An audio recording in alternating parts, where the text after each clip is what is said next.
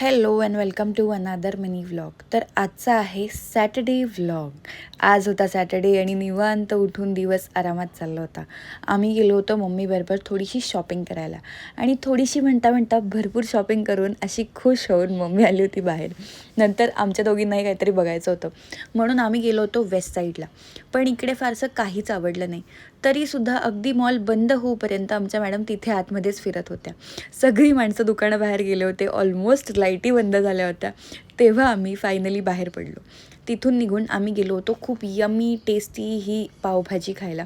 इकडचे मला हे बाउल्सच खूप क्यूट वाटतात. खूप मस्तपैकी ह्याच्यात खाता येतं आणि भाजी गरमही राहते. मला ही यांची सर्विंगची पद्धतच खूप आवडते. बाय द वे हे आहे समुद्र हॉटेल, जे आहे सारसबागेच्या मागे. इकडची पावभाजी खूप जास्त यमी टेस्टी. जे काही तुम्हाला अजून कौतुकास्पद शब्द ह्याला वापरता येतील ते प्लीज वापरा, कारण ही पावभाजी जगात भारी आहे.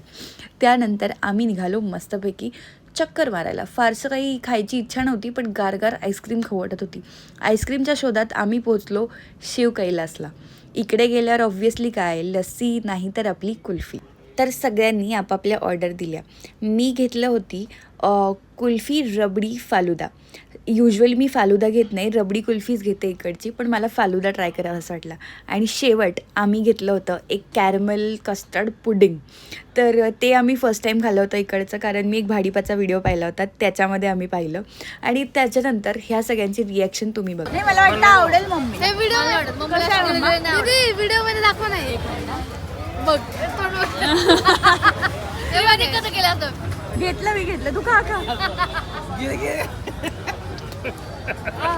बघू दादी कसं आहे.